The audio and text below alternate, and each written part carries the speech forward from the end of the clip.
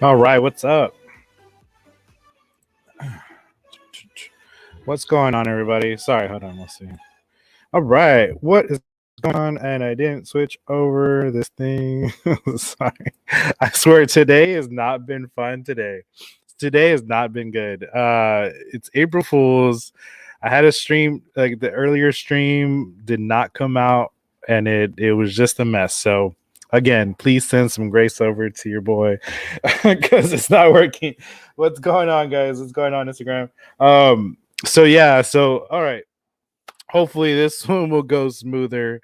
It already hasn't, but we got it. We got it. So just real quick before we start, just want to remind everybody that what's today? April Fool's, yes, but it's also last day to register to vote. So if you haven't, I mean, that's why we're talking about these things, right? We need to go register to vote. We need to go do these things before we cannot do it. We need to voice our opinions because whatever anybody says, if you're not going to vote, the people that are elected into office, I mean, they're just not listening, right? So if we have a mass of people go vote, then these candidates will be or these elected officials will be more in tune with their district, right? If you don't voice your concerns with what is wrong with your district and what are your important topics, they're not going to know, right? I mean, we're all just one person as far as elected official. You can only know so much, right? So it's important. Let's do that. Let's get out there and vote. Let's get out there and find out who our candidates are, find out where our district line's at. For some reason, District 9 does not have a map on the website of City of San Antonio. What's up with that, Patrick? I find that very interesting too, and I'm glad to know I'm not the only person that's had a problem with that. In past years, I've had no problem finding them. Thankfully, I saved them. I'll be glad to share it with you, Eric. I'll text it to you. Definitely. And just to remind everybody, if you're new to this program, my name is Eric Velasquez. I'm interviewing the candidates for the City of San Antonio elections that are coming up here. Early voting starts April 19th. Ends April 27th, and actual election day is May 1st. So if you can go early vote, that's when there's the least amount of lines. You can vote anywhere. So if you haven't caught up to date with the elections, you can vote anywhere. It doesn't matter anymore on early voting or election day. It doesn't have to be in your voter precinct, which is helpful because saw so many people getting turned away last year, right? Well, not last year, but back before when that wasn't a thing. So go and introduce yourself, sir. Well, Eric, there's hope because Right. while this might be April Fool's Day, April 1st, and for you, the good news is you don't have to go file a campaign finance report before 5 o'clock. So I have to still Oh go yeah. do that. And my CPA is working on it now. I have to go and join him and finish that up before 5 o'clock. So it could be worse. You could come Yeah. join me. And I but hate happy those April Fool's things. Day, and more important, yeah, yeah. More importantly, happy Holy Thursday. And this is a day that is famous throughout the world that gives new hope. And on this Holy Thursday, we start the three of the holiest days of the year, and how important it is for us all to know that we can begin again. And each and every day we can begin again. A new day is a new start, and strive to be better, strive to do better, strive to always pursue the truth. And so my name is Patrick Von Dohlen, and thank you, Eric, for having me on your show, and greatly appreciate it and this opportunity to visit with people of San Antonio. And what I'd like to start off with is uh, my wife Happy, and I, and our 9 children have been here since 1997. I'm a native Texan, originally from the second part of the Battle Cry of Texas. You might remember, I know you remember the Alamo, and some people remember Goliad. I'm from Mhm. Goliad. So remember the Alamo, remember Goliad is a town of 2,000 people, and great heritage and tradition and history like San Antonio. And we are very proud of that history.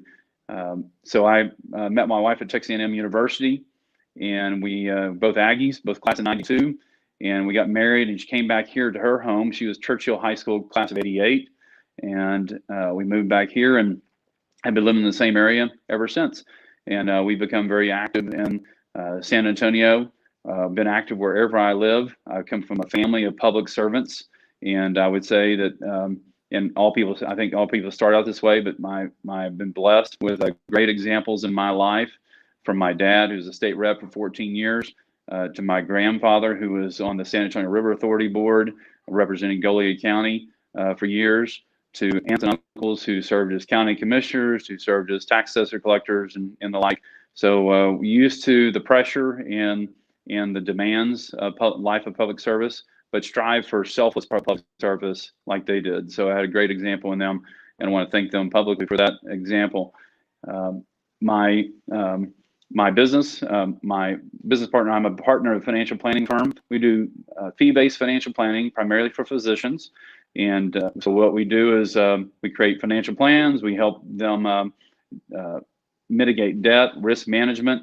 Uh, we help them deploy their assets to accomplish their goals, and it all starts with a financial plan, and we work through that, make sure that it always comes back to what's important to them on their values. And so running to represent District 9, running to be a public servant, and represent the values of District 9, I think will be a new change, a new start for District 9, especially over the last 4 years. And my incumbent opponent, while a nice man, does not represent the values of District 9, I believe, and I believe the majority of District 9 is wants things that are back to basics for the city. We got to get rid of these pet projects and make sure that we never have another situation in a February freeze or any other time that we lose reliable power and we lose clean water.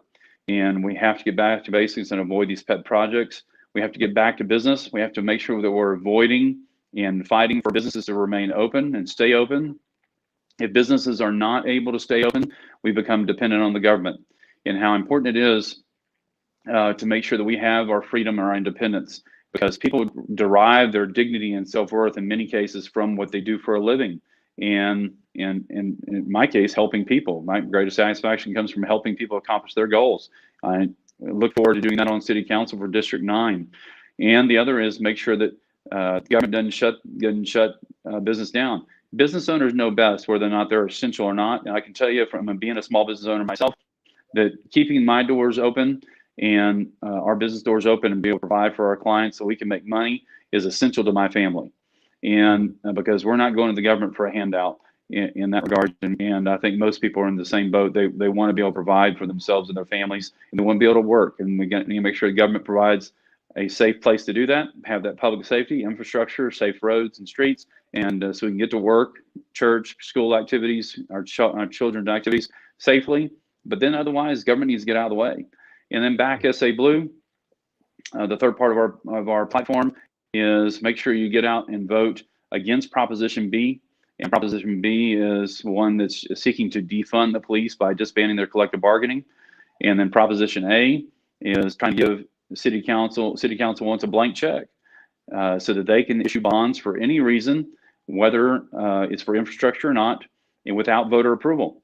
Our city charter was established in 1951, the constitution of our city, and when we became a home rule city, and now they're wanting to go have a blank check to where they can issue debt for any reason. So it's a ludicrous to me that city council would want to have a free reign of that without voter approval, and we're going to work to stop that.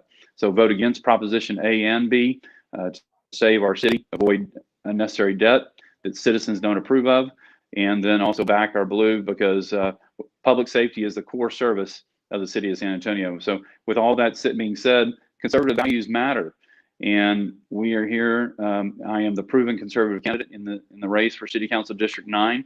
I look forward to being the representative to represent everybody in District 9 and be a public servant to them. Gotcha. Oh, for that, before you start, Eric, it's for more information.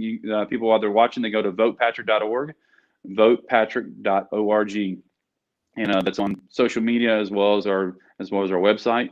And so while you're watching the video, please go look at that information and feel free to ask me any questions. All right, I'm gonna type it in. Make sure I have it. Votepatrick.org, right? That's correct. Right. VOTEPATRICK.org. Right. So I'll put that on there so y'all can go and check it out. You're a fast typer. Yeah. Well, I'm usually faster at typing with my fingers because on the phone I'm like, man, I forgot my ASDF JCAM. But yeah. So first of all, you're the first District 9 candidate. I reached out to the other candidates and nothing yet. So I don't know what's going on there. This is the only district that I haven't talked to, surprisingly. So I know we had tried to talk earlier and things like that. So, but right, yeah, I'm surprised. So, but anyway, so well, I'm glad to be here. Yeah, for sure. So okay, so let's go to that subject. As far as the police, right?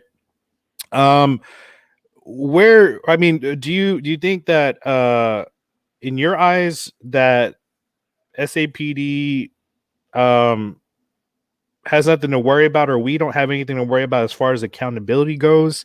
Because from a lot of the other candidates, I hear a lot of people saying that there needs to be accountability. So where do you fall on that spectrum?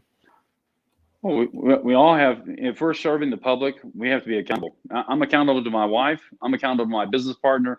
I'm accountable to my children in my current capacity, and then I'm accountable to people in the district already as I'm running to serve them, and so I'm already accountable to them.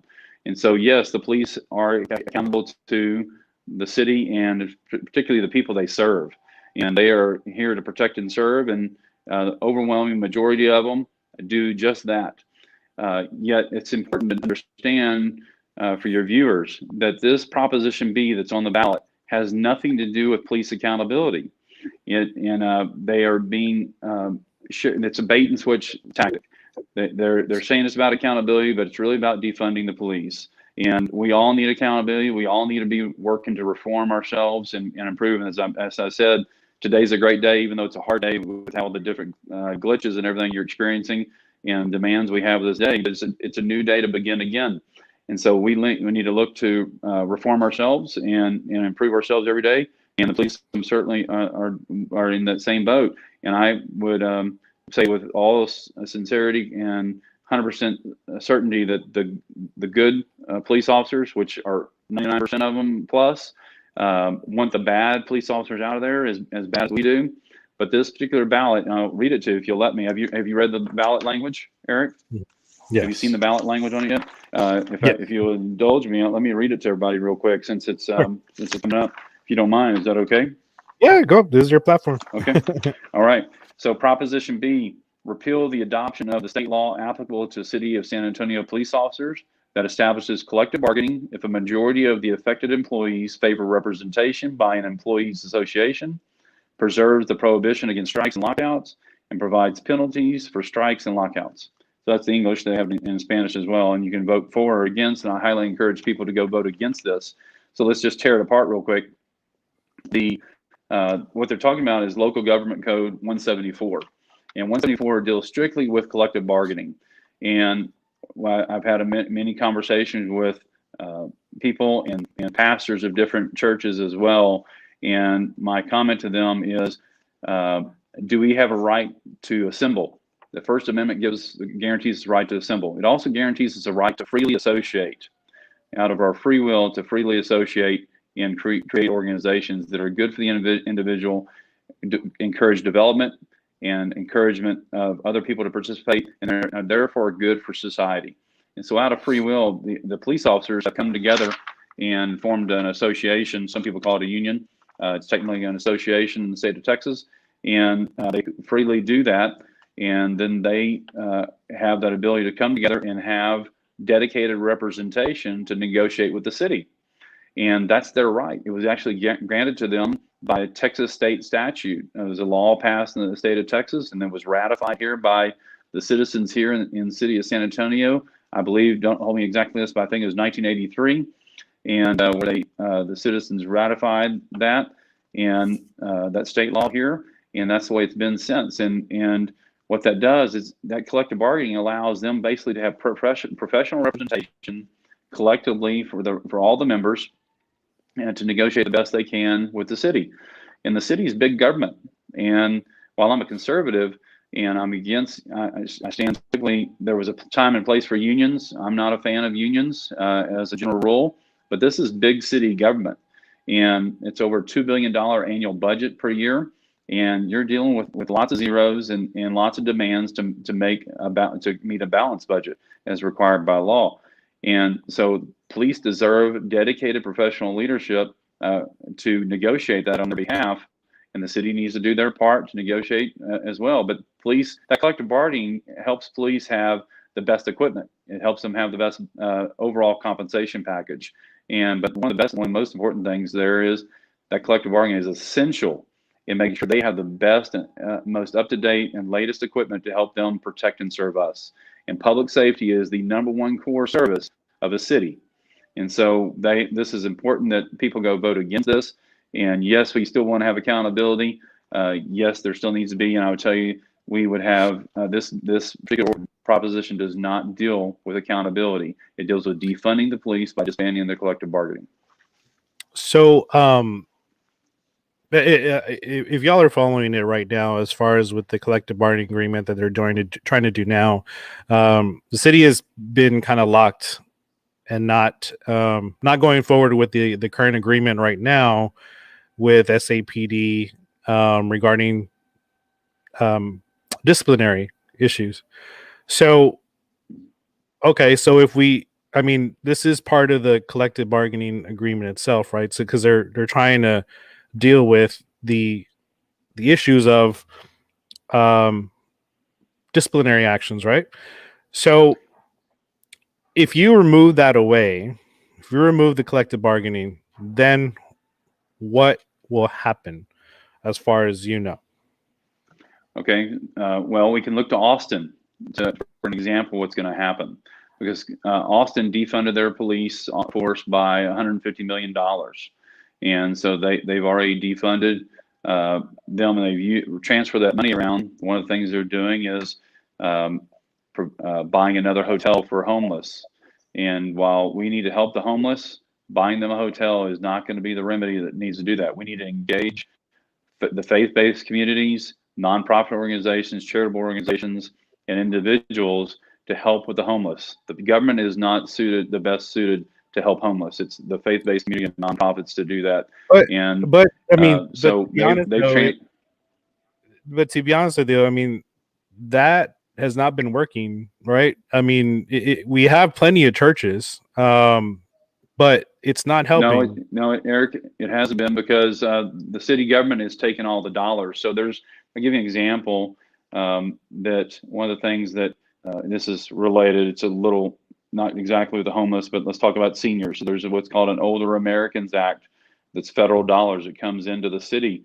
And it used to go to churches and faith-based organizations and charitable nonprofits. And the city is now taking that money and gobbled it up, and they get to decide who gets the money. And that's one of the reasons why the push has been for senior citizen centers is to have those in place and use that money towards feeding seniors there. But I would tell you this, that the churches and the faith-based communities that have been put out of business of doing that because those dollars are dried up because the city absorbs them. So it's not exactly correct. But let me stay on that on the issue on topic at hand. So the other things that Austin has defunded is the next 3 training classes of their police academy. And so they've lost the retirement of senior police officers has increased by 43% in Austin. So that is escalating the number of police officers that are retiring. They don't have enough police officers as it is, and nor do we.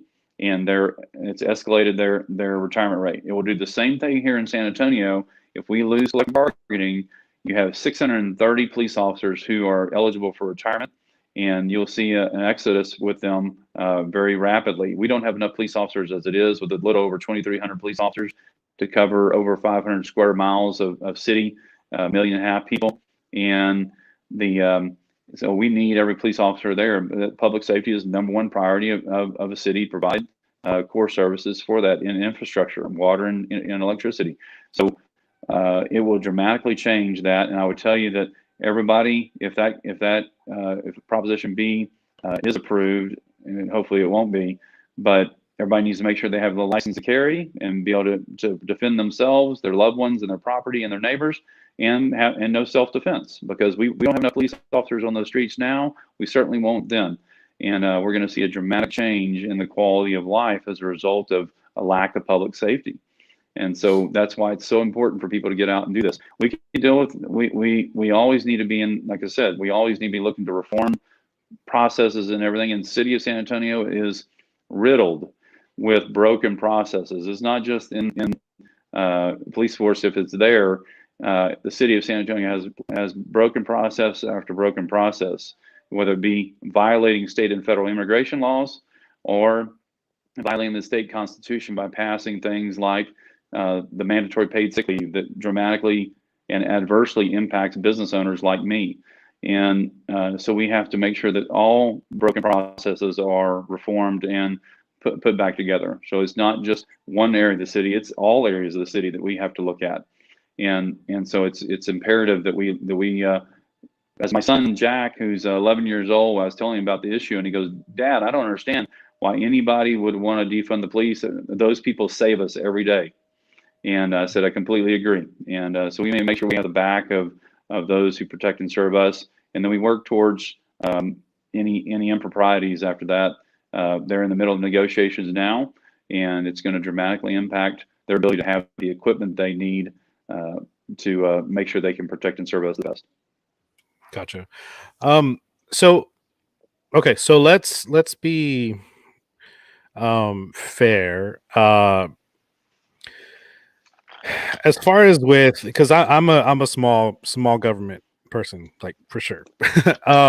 Good. So am I. Excellent. So am I. So with that though, I mean, the thing that I'm not understanding is why SAPD is using a scare tactic though to do this, because it is. If you look at it, if you really look at it, it is a scare tactic. It's, oh, everybody's going to walk off, but I mean, in reality, they need a job, right? They're going to need the job still and everything like that. So the thing that they're pushing is everybody's going to walk off, and it's a fear tactic for everybody. But also, you look at the other side, and it's like, we're going to have this, this corrupt police department and blah blah blah and everything. So everybody's fighting and arguing with each other and not coming together to the table to actually just have a real conversation about it, and everybody's pointing fingers. And Let me give you and an example. Okay, sorry. so the fact is that it's not fair to the people itself, right? We can say all these things about, oh well, SAPD has done this, this, and this, and fixed SAPD is looking to do this, this, and this. But at the end of the day, there's two sides, and we're not coming together on this issue, and it's a mess, right? So it's not fair to the people. I get what you're saying, and I also get what some of the other people are saying too. I don't believe that they're looking to defund. There are some people that, yes, they do want to defund, but not in that organization, from what I know of. But the thing too is, from what I have heard as well, is that SAPOA is upset with leadership in SAPD, and that's where the real problem is at. And I don't know if you've heard of that or not, but I I've have, understood. but I would tell you, as I read the ballot language to you, and let's stay as in with the objective as much as possible, because I read the ballot language to everybody, and nothing in that deals with accountability. And so, no matter what accountability that people want or demand, this is not the vote that they we everybody needs to be held accountable, especially for criminal actions and improprieties. But and that goes for anybody that works for the city and serving the public. But what we're talking about here, as I read here, Eric, is this is all about collective bargaining. Let me give an example of why collective bargaining is important, and that free will association, and come together as an association to have professional representation that's dedicated to doing nothing but that, is the city of San Antonio. Have you read the legislative agenda for the city of San Antonio that goes to the Texas state legislature for this year, 2021? You read it, Eric?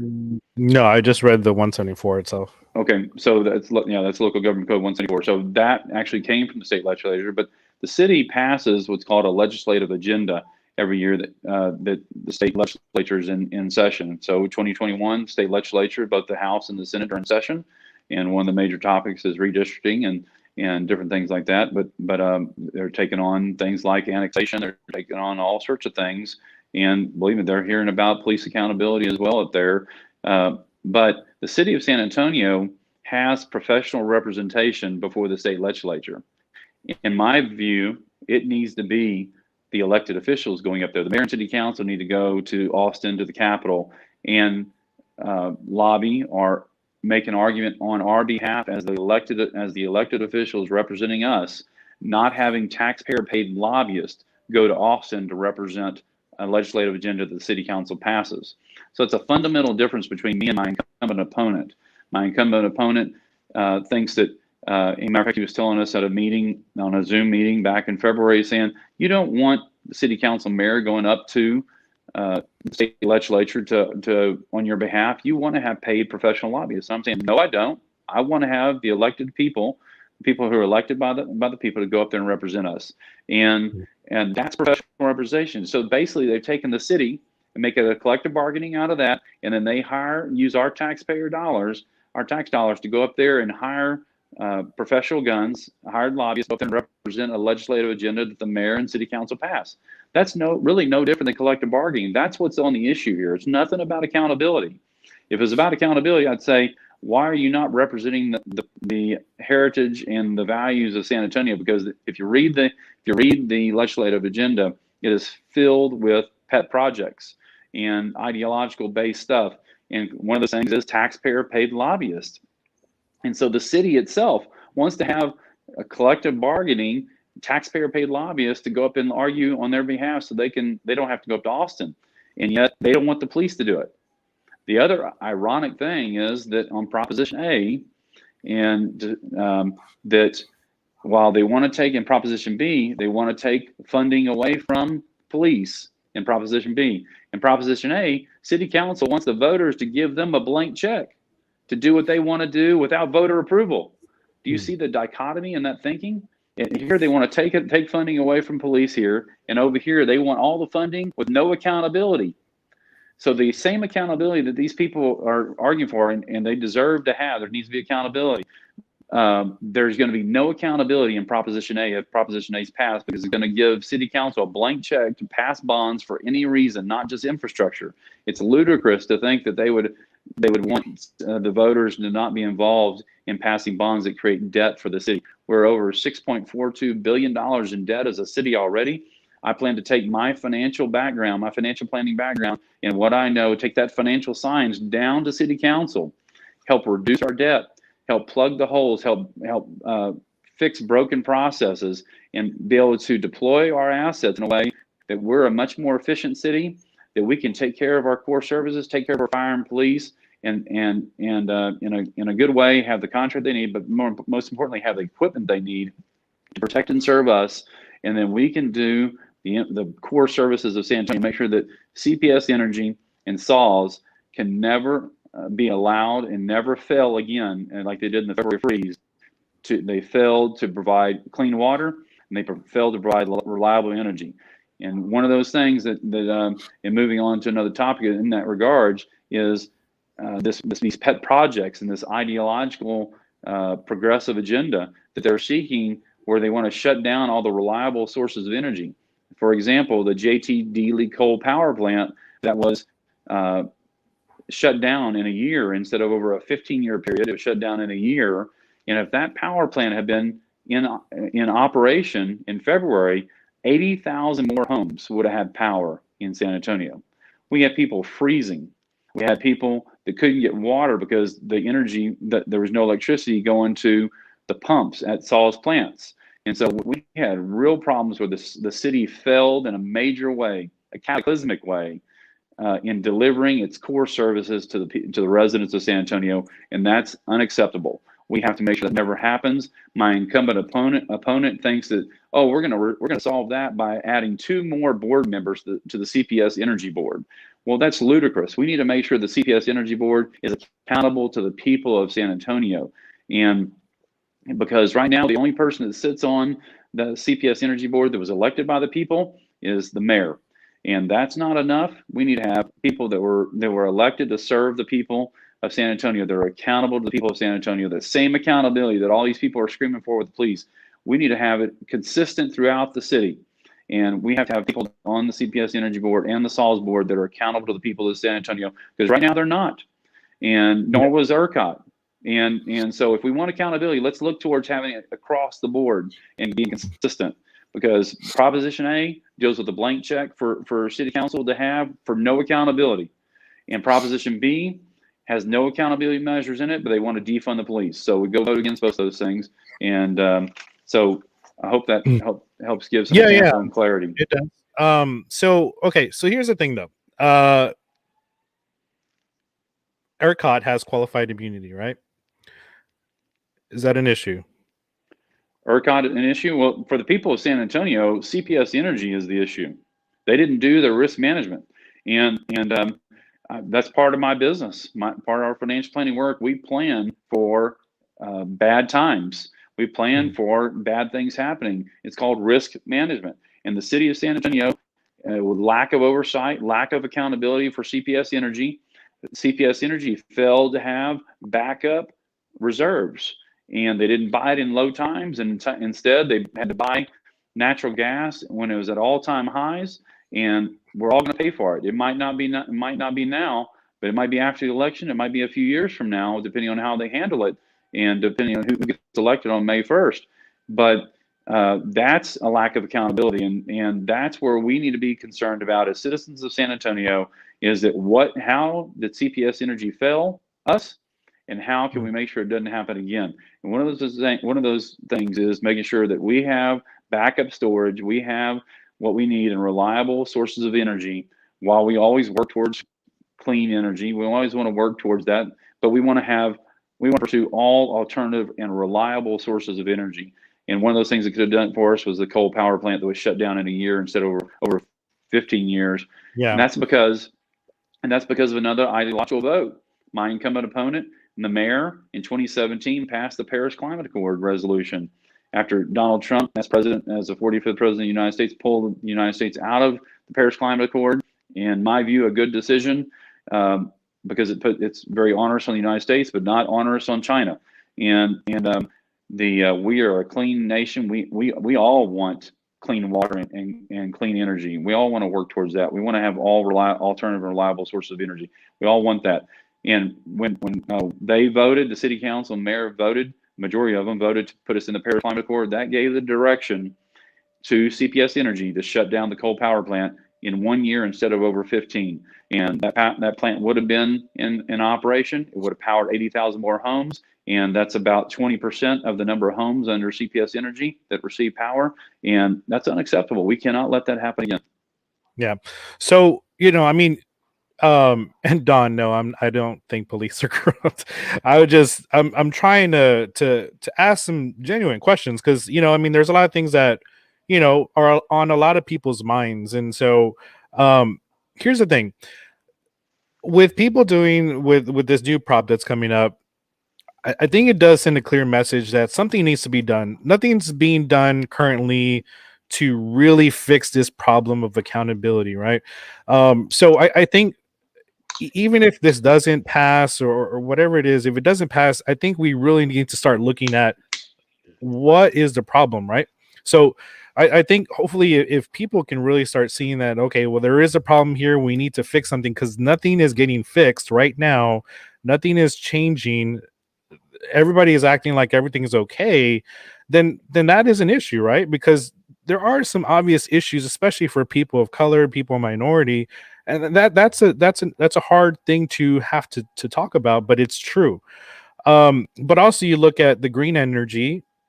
If something doesn't happen, like with the snowstorm, and we don't start talking about things that we can, okay, look, I understand that we're not going to be able to switch to green energy just like that, like how we were talking about, but we need to come up with something to start gearing towards that. But when you have money in politics, like the big gas companies that are putting money in lobbyists, like you were talking about, up in the Capitol or in the Texas legislature, we're going to continue having these problems, right? So it's something that we need to talk about. We need to confront the issue instead of just saying, well, it's working for us right now, blah blah blah. We really need to start thinking about that. I mean, do you agree with that?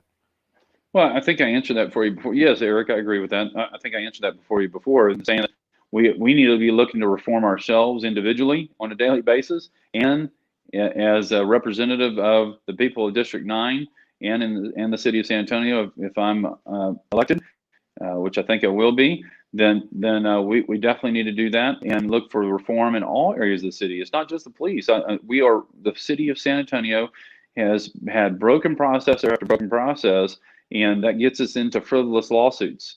And one of the things that these frivolous lawsuits do is they cost taxpayers more money.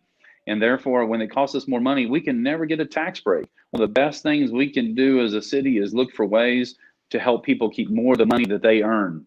And because people know what best to do with their money, government does not know what's best to do with people's money, and people need to know best how to use their money. So we need to get where government is here to serve the people. And when we do that, and we're here in the service business, then we need to reform ourselves on a daily basis. And so yes, that's a process of dialogue, of listening and patience and action. And so I'm a person of action. One of the things that I've done as a citizen, as a private citizen, I actually passed.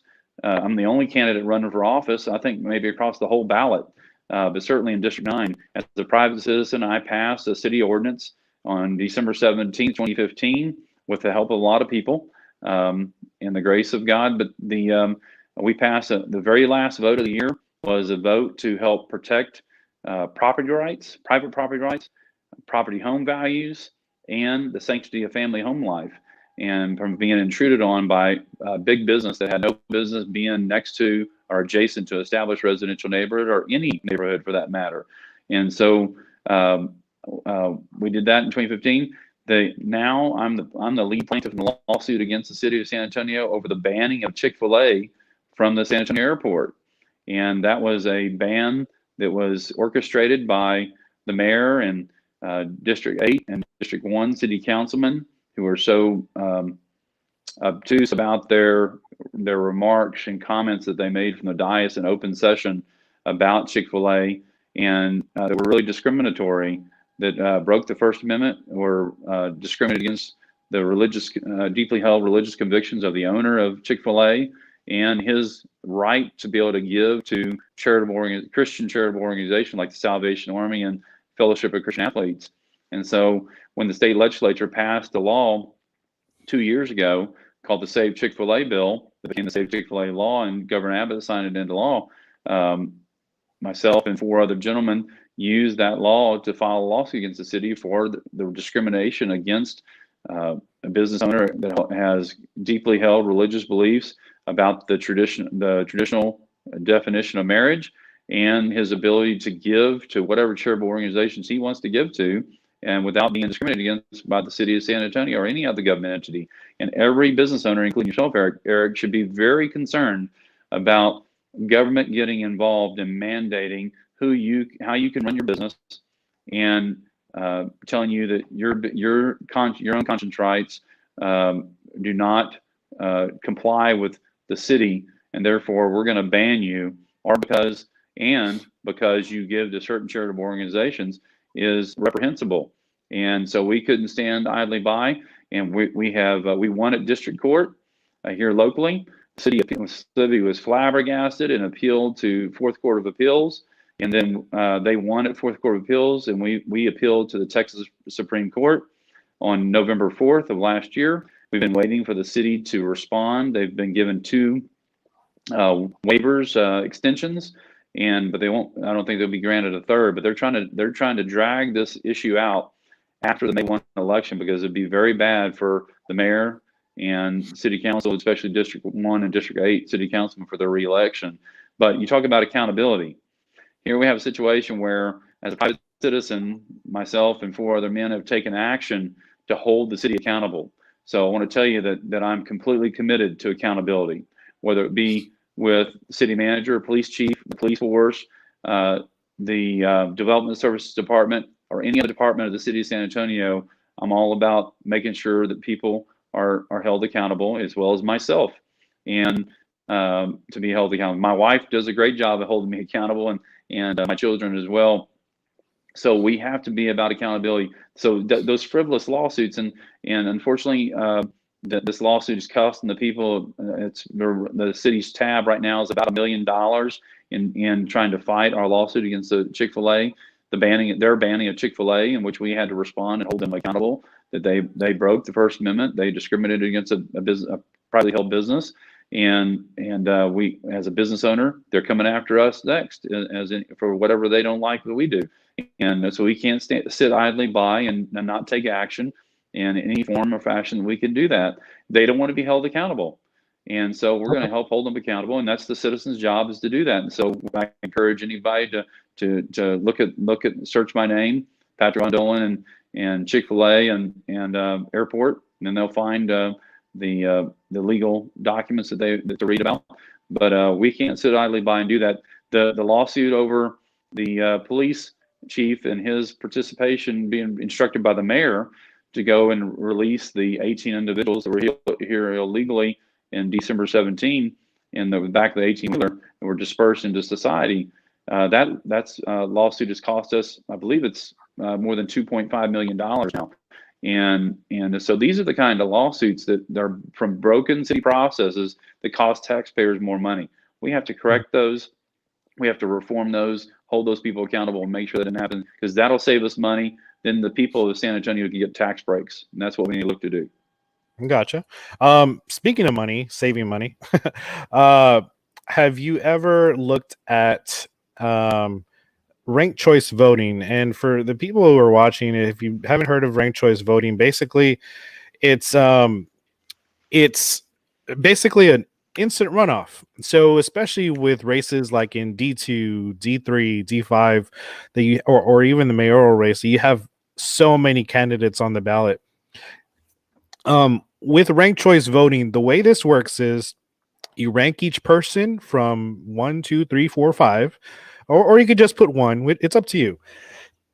But you rank them in order, and the winning candidate must have the 51%, just like normal, just like we have now. You have to have the 51%. If they don't, in normal cases like we have now, then once the election's over and the votes are tallied and there is no clear winner, 51%, then we go into a runoff election. Runoff elections usually have a low voter turnout, unfortunately. And we, I mean, we have a general low voter turnout to begin with anyway for municipal elections. But what happens is the runoff happens and the city or the county spends $8 to $10 million every time to hold a runoff election, or just an election in general.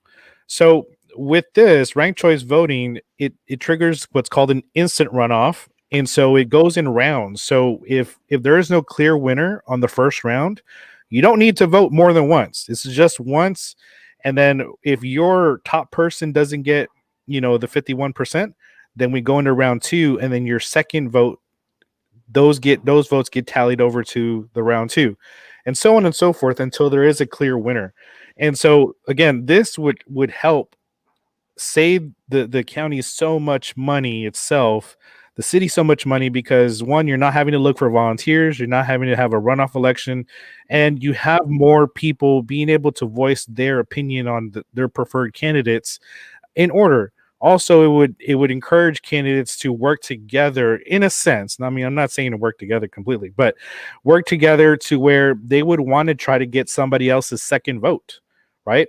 So you would try to work together in a sense, and be a little bit more to where you're not throwing mud at each other in a sense, like we've seen some of these campaigns happen, in the past. But is this something that you would like to possibly see? I mean, I know you can't vote on it or anything as far as like enacted, but is this something that could kind of, you would like to see something like that?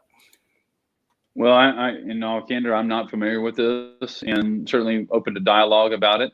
Um, the As all issues are important to me, yet at the same time, that would be a requirement, a vote by the people to change that kind of Yeah, voting structure. yeah, And if the people wanted to do that, then I'm all for that in that regards. I'm all for saving money for taxpayers, and certainly would be open to that discussion.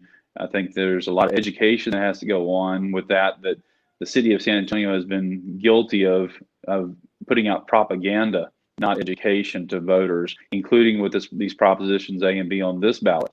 So I as a private citizen, the first part of me is concerned with who's actually putting out the education, because the city of San Antonio has proved itself to be unreliable in providing side by side objective information, and so there's a lot of education that goes along with that, from to have that to change that style of voting. I'm certainly open to the dialogue of it, and it's quite a interesting idea to help save taxpayers money. And interestingly enough, in 2017, when I ran for office the first time, when I ran for District 9 the first time, there were 10 candidates running in for District 9 as an open seat at that time, and I came in a very close third with about 19% of the vote. So the lead two candidates, including the incumbent that's running for re-election now, got 21 and 23% respectively, and then the one that got 21% actually won the runoff. So that actually would fly in the face of that idea, Eric. Not that I'm opposed to it. I'm just saying from a standpoint of the runoff, way the runoff went. The person who came in second place in the jungle, we call the jungle election, where you had the 10 candidates in there, and the person who came in second place there actually won the runoff, and so it would go against this measure from that standpoint. So it'd be interesting to compare and look at that. But as far as I'm concerned, and get 19% of the vote in 2017 with 10 candidates running. In 2019, I ran for District 9 with 4 candidates running. We got 41% of the vote, and so we're on a trajectory to win this race, potentially outright. And we've been very blessed to have great name identification, great momentum, incredible volunteer team, block walkers, phone callers, team, sign team, and campaign manager, everybody, just phenomenal, and been really a gift to me that will be payoff for the people of District 9 in the city of San Antonio. So hopefully we won't have that issue on come May 1st this year. That we'll just win it with 51% of the vote and save everybody money in there as well. But there's a good chance there'll be a runoff, especially with the mayor's race. Oh yeah, and there's going to be a runoff for District 2, District 3, District 5. I mean, that's more likely going to happen. And there could be with District 9 as well. But interestingly enough, in 2019, I think the voter turnout for the jungle election or the general election was 11%, a little over 11%, and the runoff election was for the mayor's race was 15%. So actually got more people out for the runoff election than you did for the regular election or general election. Yeah.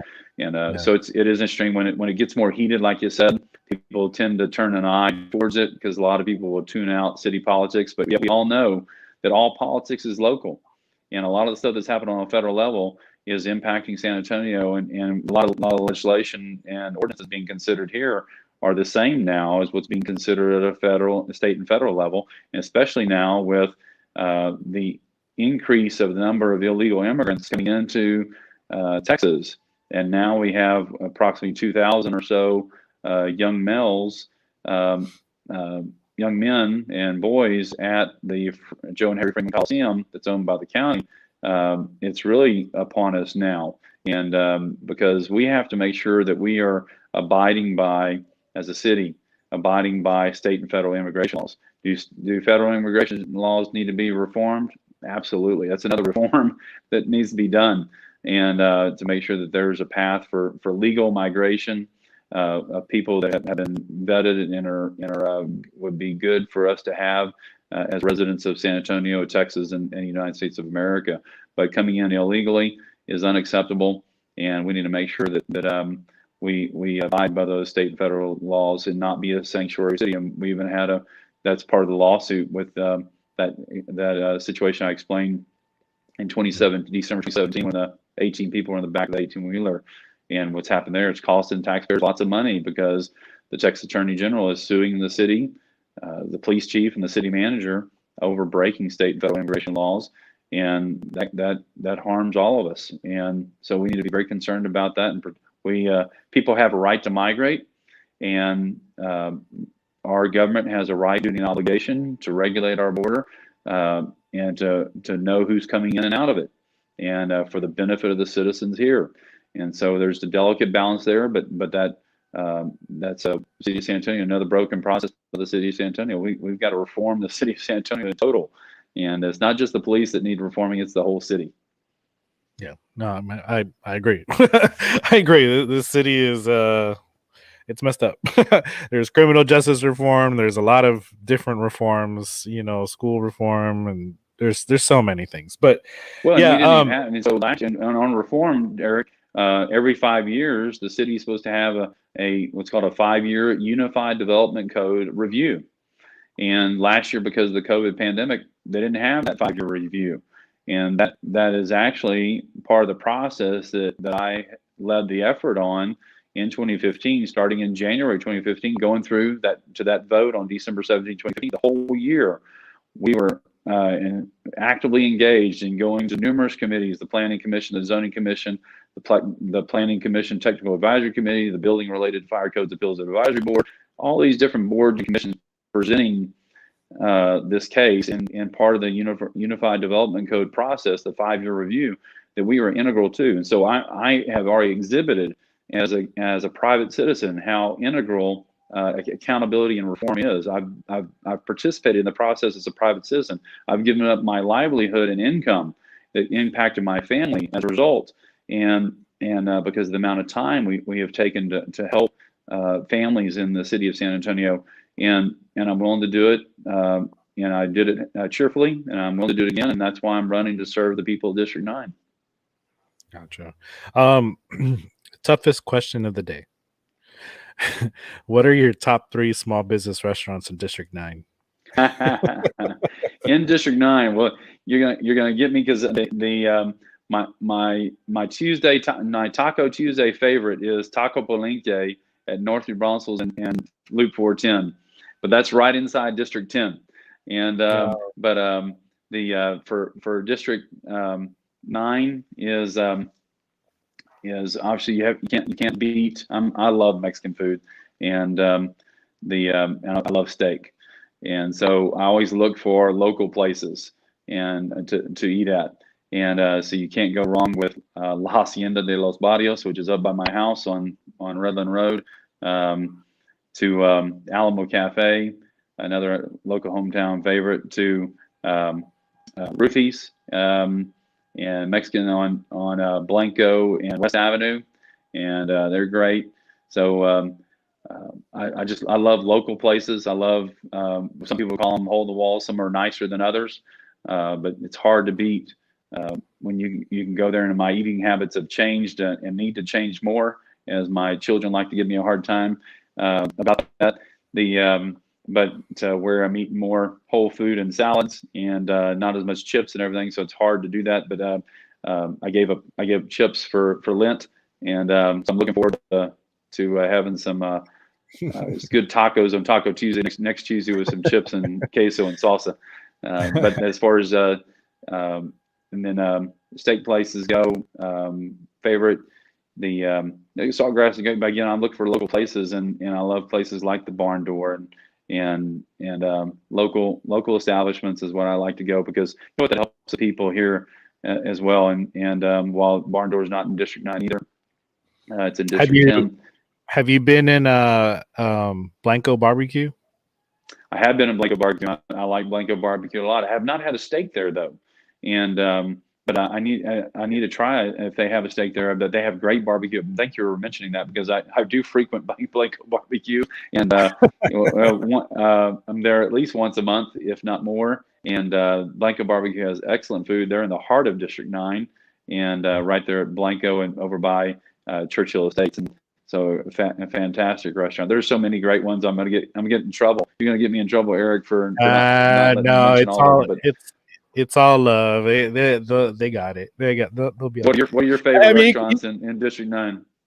In District 9, I mean Blanco for sure. La Hacienda, we have gone there a couple times just because it's outdoors, and ever since COVID, I mean, we've just been very lucky. We haven't gotten COVID at all ever, which surprisingly, but we've been very careful. And I'm gonna knock on wood because, but but we like to go, and if we're gonna go out, we're gonna go outside. Especially because we have a 3-year-old and a 4-year-old. 3-year-old and a 4-year-old will touch anything.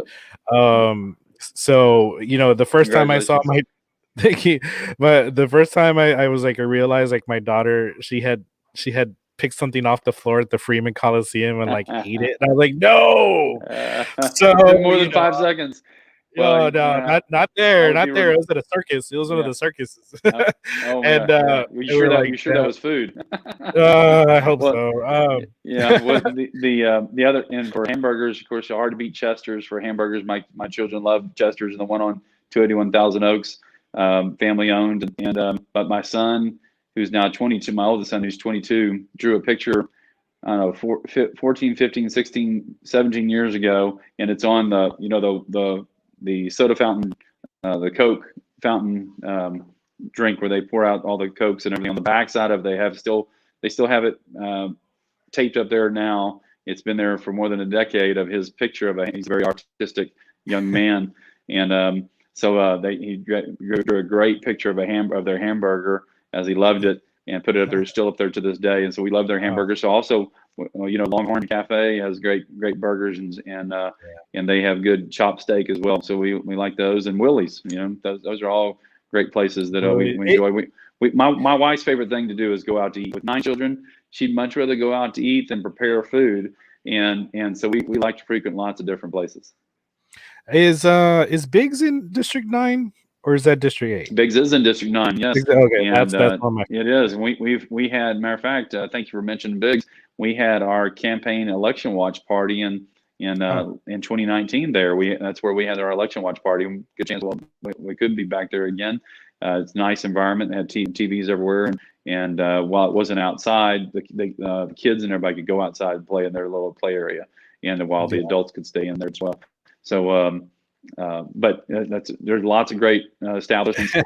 One thing about restaurants, and people need to know, is that restaurants and hairstylists, nail salons have all been dramatically impacted negatively because of the government shutdown. That goes back to the mayor's disaster declarations, in which he determined which businesses were essential and non-essential.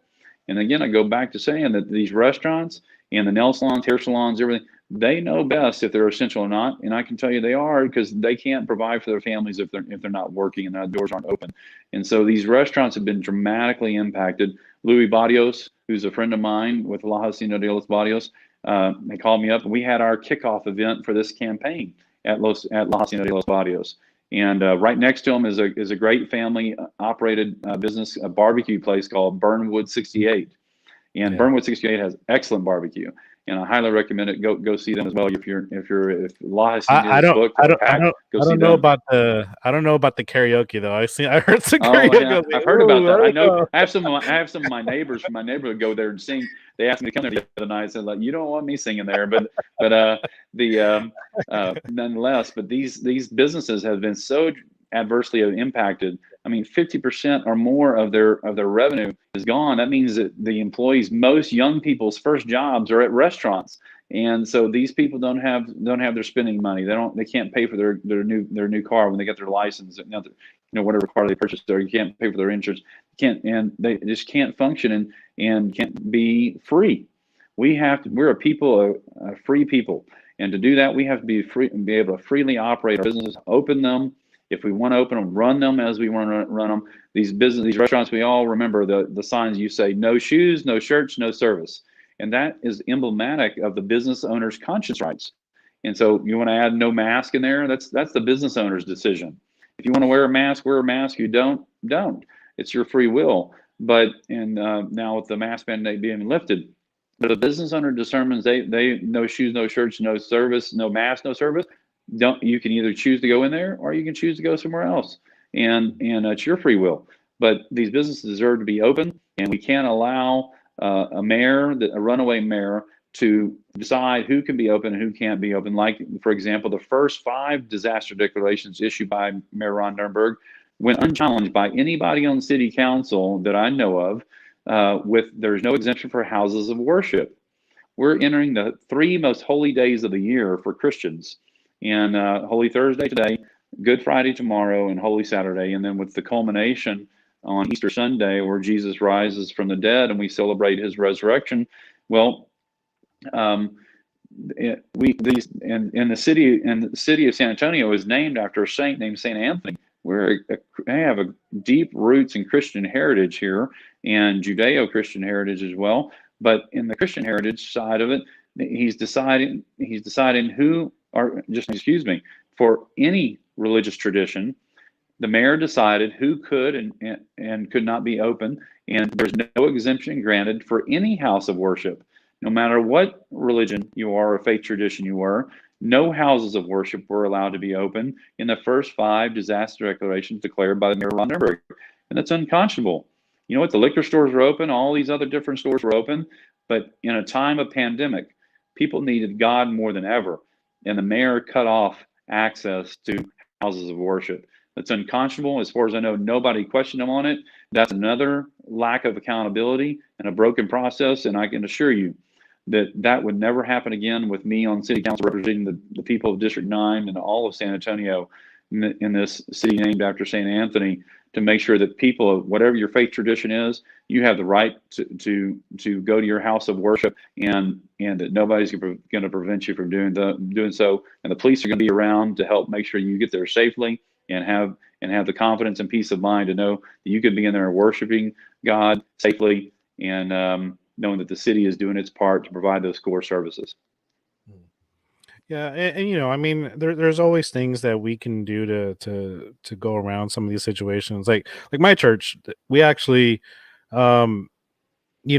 were shut down, but then there was a point where they did outside service. So I mean, they worked around situations like that to a point. It was like, all right, we got to get back and things like that. And obviously some churches can't do that and things like that, but it's good to see people's imaginations, start changing. And I think the biggest thing from COVID that happened from COVID, a lot of people started thinking differently, especially with their lives, right? They started thinking differently, doing things differently. So there was a positive, right? There was a positive with that, and people were opening up their own small Yeah. business for the first time instead of working for somebody. And Right. there's all these cool things happening. But yeah, I mean, there's definitely an overstepping there. But Well, yeah, I was actually the greatest thing is that when you go to a restroom and you see more people washing their hands, and yes, I'm always amazed when people go to the restrooms, and especially go number two, and they come out of the restroom, they head right out the door and not washing and go like, make sure I don't shake your hand. And so how we all learned the importance of personal hygiene and washing yeah, your hands. yeah, That's the most important thing we can do.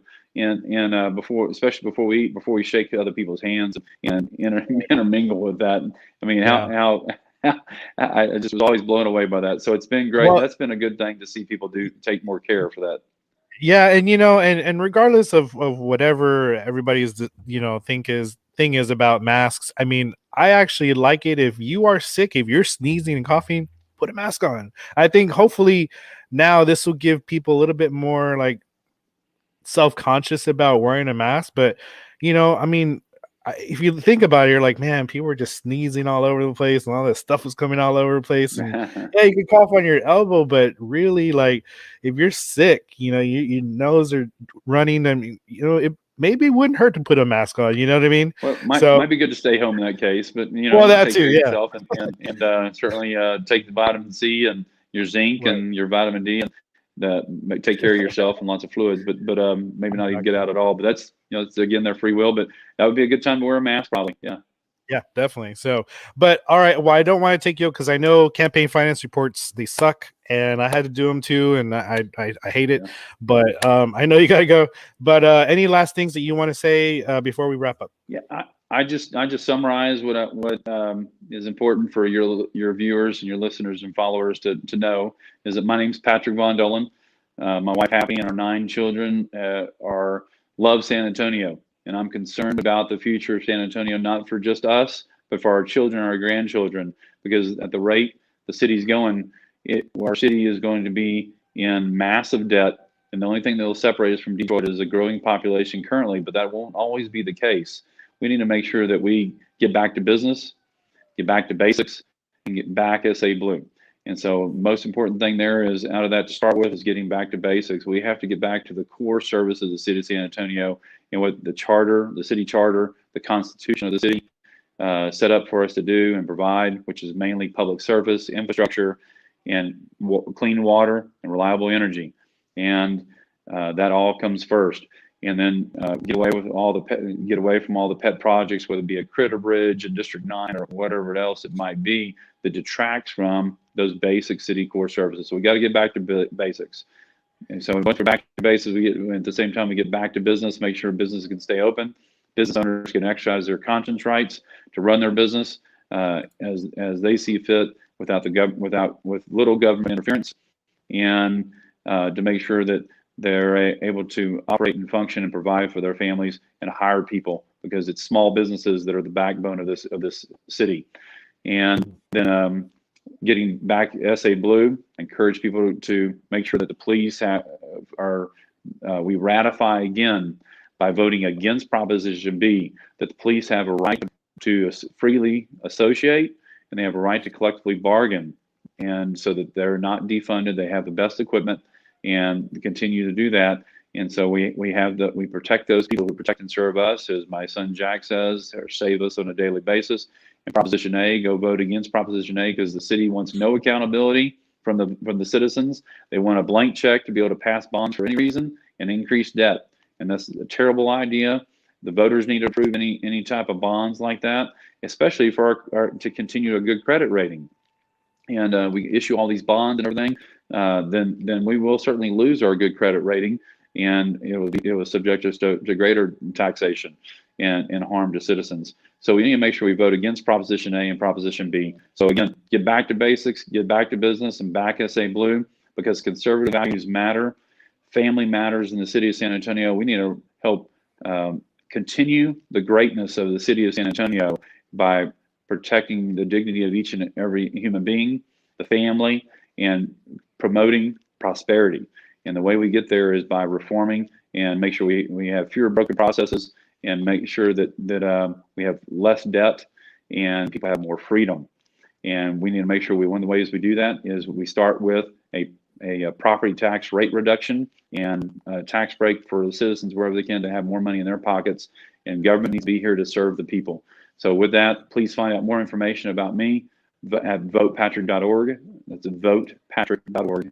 And my name is Patrick Von Dohlen. I humbly ask for your vote on May 1st. Early voting begins April 19th. And as Eric so eloquently said before when we began this, today's the last day of registering to vote. So please go register to vote at texasvotes.gov. If you haven't done it already, it takes a very little amount of time to go do that.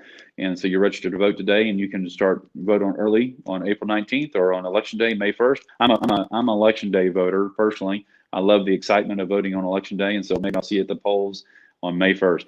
Thank you very much for your time and attention. I greatly appreciate it. Definitely. And it's really cool. It's interesting when you see your name on the ballot. It's like, whoa, that's weird.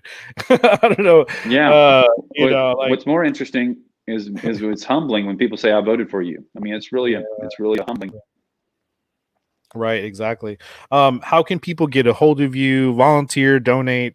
Thank you very much. Yes, with the heated race, and by the way, there were five candidates on the ballot this time in 2021, and one of the candidates, Corey Dennington, has dropped out after the first candidate forum and said, Patrick, he called me and said, Patrick, it's obvious you have the greatest grasp of the issues and the best chance of beating the incumbent, and I'm dropping out and endorsing you.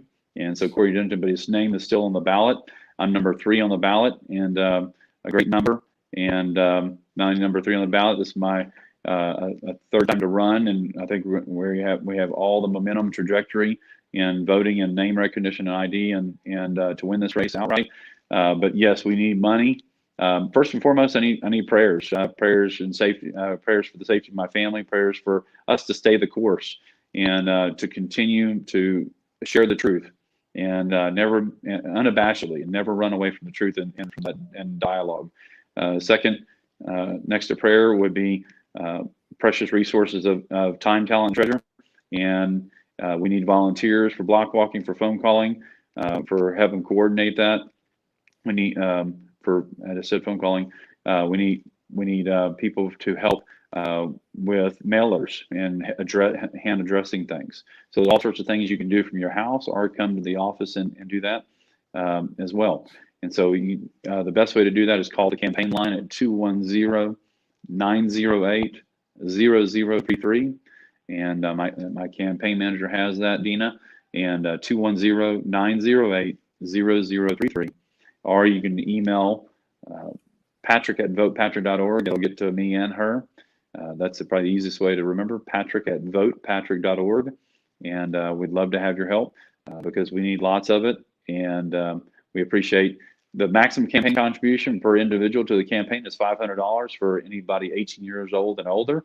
And we need lots of those. We're in a campaign right now, drive right now to have 50 people give $500, but any amount will be greatly appreciated. It could be $9 in honor of District 9.